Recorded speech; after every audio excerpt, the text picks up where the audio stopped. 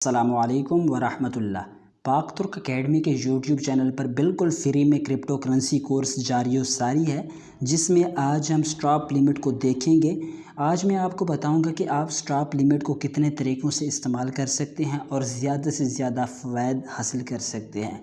इससे पहले यहाँ पर मैं आपको बताना चाहूँगा कि अगर आपने पिछली वीडियोस नहीं देखी और अगर आप क्रिप्टो करेंसी कोर्स करना चाहते हैं तो फिर आपको पाक तुर्क अकेडमी के यूट्यूब चैनल पर मुकम्मल प्लेलिस्ट भी मिल जाएगी। तो यहाँ पर हम वीडियो को स्टार्ट कर लेते हैं। तो यहाँ पर मार्केट को भी हमने पढ़ लिया था, लिमिट को भी हमने पढ़ लिया था। आज हम पढ़ने वाले हैं स्टॉप लिमिट को। तो यहाँ पर मैंने सेल सिलेक्ट कर लिया है, सेल के साथ साथ यहाँ पर मैंने स्टॉप लिमिट भी सिलेक्ट कर लिया है। आप जिस कोइन में स्टॉप लिमिट लगाना चाहते हैं वो यहाँ से आपने सेलेक्ट करना है। सेलेक्ट करने के साथ साथ आपने सेल को सिलेक्ट करना है, स्टॉप लिमिट को भी आपने सेलेक्ट कर लेना है। तो यहाँ पर ये काम करने के बाद अब की बार हम पहला तरीका जान लेते हैं कि ज़्यादा से ज़्यादा लॉस से हम स्टॉप लिमिट लगाकर कैसे बच सकते हैं। फिर हम दोबारा जानेंगे कि हम ज़्यादा से ज़्यादा प्रॉफिट कैसे हासिल कर सकते हैं, वो भी स्टॉप लिमिट को लगाते हुए। तो यहाँ पर इन डंडियों के ऊपर या कैंडल्स के ऊपर मैं क्लिक कर देता हूँ। तो जैसे ही मैंने कैंडल्स के ऊपर क्लिक किया है तो मैं इस पेज के ऊपर आ चुका हूँ।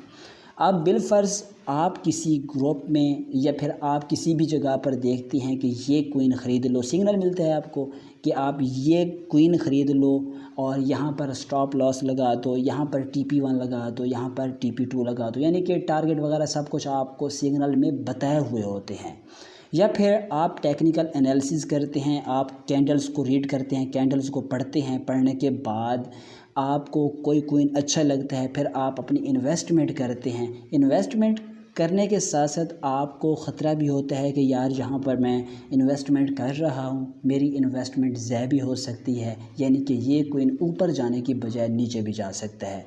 अगर तो आपके जहन में इस तरह के ख़तरे होते हैं तो फिर आप स्टॉप लिमिट को यूज़ करते हैं ताकि आप ज़्यादा लॉस से बच सकें। तो इसका तरीक़ाकार क्या होता है तो यहाँ पर मैं आपको समझाने लगा हूँ। यहाँ पर मैंने एडा को ओपन किया हुआ है और एडा अभी इस वक्त 0.5189 के ऊपर चल रहा है, यानी कि इसकी कीमत जो है 0.5188 डॉलर है। ठीक है, यानी कि आधा डॉलर कह लें। तो यहाँ पर ये मैंने ओपन किया हुआ है। अगर यहाँ पर बिलफ़र्ज़ मैं इस कोइन को ख़रीदता हूँ यहाँ पर 0.5 डॉलर के ऊपर, तो ये कोइन ऊपर जाने की बजाय अगर नीचे आ जाता है, नीचे की तरफ आता है, तो फिर मैं स्टॉप लिमिट को यूज़ करूँगा कि ये कोइन अगर मिसाल के तौर पर 0.45 के ऊपर है तो ये कोइंस जो हैं, जितने कोइंस मैंने परचेज़ किए हुए हैं या ख़रीदे हुए हैं वो ऑटोमेटिक सेल हो जाएं। तो जैसे ही वो कोइन 0.45 के ऊपर आएगा तो थोड़े से लॉस के साथ मेरे कोइंस ऑटोमेटिक सेल हो जाएंगे।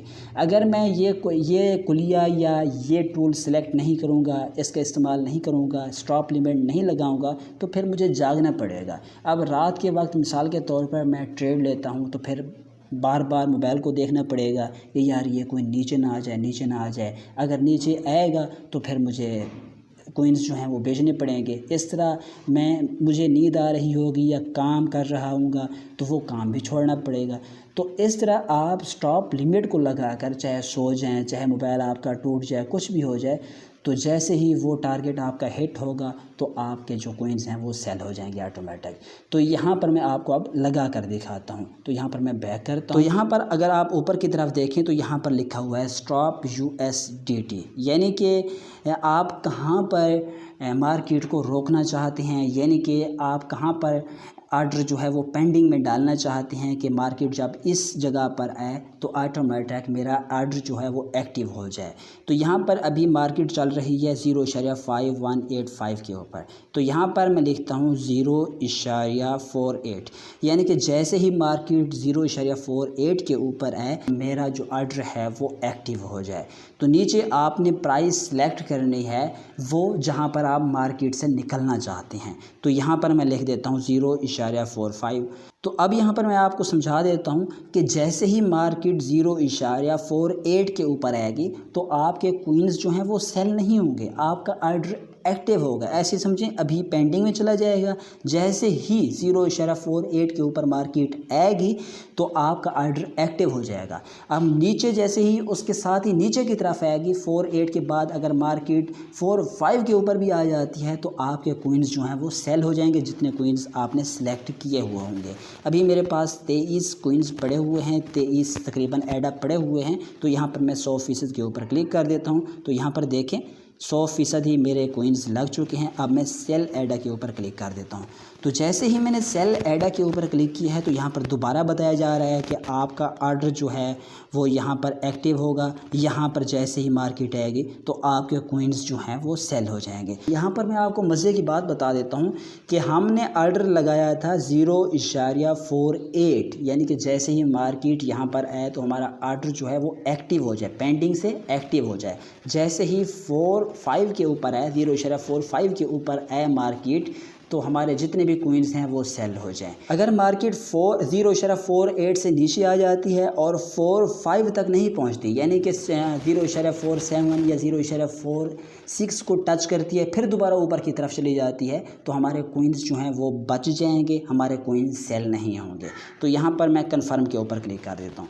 तो जैसे ही मैंने कन्फर्म के ऊपर क्लिक किया है तो यहाँ पर आप देख सकते हैं नीचे हमारा ऑर्डर जो है वो लग चुका है। अगर आप कैंसिल करना चाहें तो कैंसिल भी आप कर सकते हैं, ठीक है जी।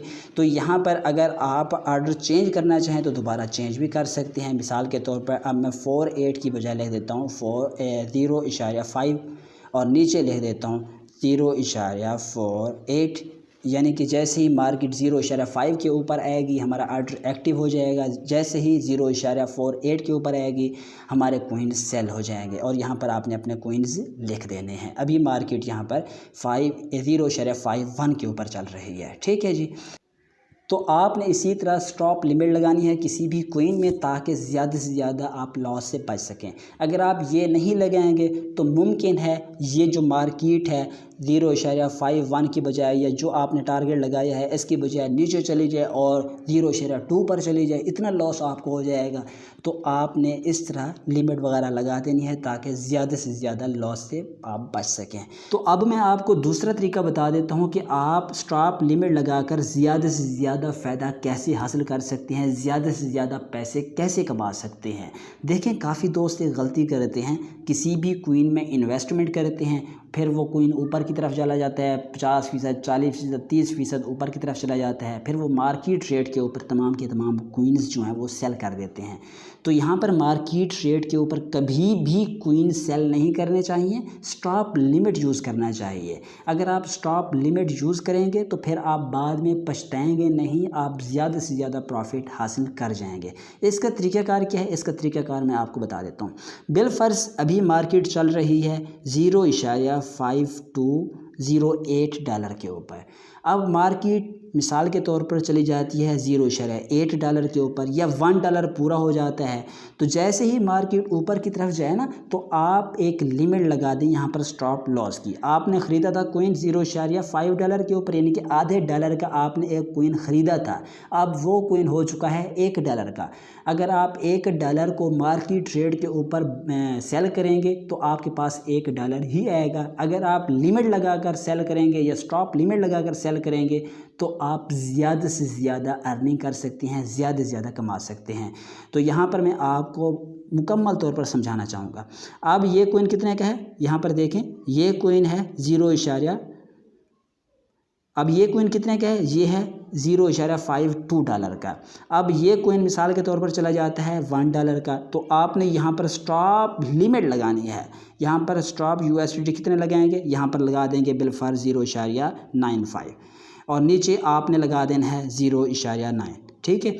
आप ये लगा देंगे। लगाने के बाद आपने अपने तमाम के तमाम बेचना चाहती हैं, जितने बेचना चाहते हैं वो यहाँ पर आप सिलेक्ट करेंगे। सिलेक्ट करने के साथ यहाँ पर आपने सेल एडा के ऊपर क्लिक कर देना है। तो जैसे ही आप सेल एडा के ऊपर क्लिक करेंगे आपका ऑर्डर जो है वो चला जाएगा, पेंडिंग में चला जाएगा। जैसे ही मार्केट आएगी 0.95 के ऊपर, यानी कि $1 पर है, $1 से नीचे जैसे ही 95 के ऊपर आएगी तो आपका आर्डर एक्टिव हो जाएगा। जैसे ही 9 के ऊपर आएगी आपके तमाम के तमाम कोइंस जो हैं वो सेल हो जाएंगे। अब मिसाल के तौर पर $1 से ऊपर मार्केट चली जाती है, $2 की हो जाती है, फिर आप अपने आर्डर को कैंसिल कर देंगे, फिर आप दोबारा आर्डर ऊपर की तरफ लगा देंगे। इसी तरह आपने ऊपर की तरफ आर्डर लगाते जाना है। अगर आप मार्केट रेट के ऊपर किसी भी कोइन को सेल कर देंगे तो बाज़ औक़ात ऐसा होता है वो कोइन बहुत ही ज़्यादा पंप कर जाते हैं। आप $1 पर सेल कर देते हैं, वो कोइंस जो हैं वो $10-15 पर जाकर रुकते हैं, तो फिर आप बाद में पछताते हैं कि यार ये क्या हो गया, कोइंस जो हैं वो सेल नहीं करने चाहिए थे।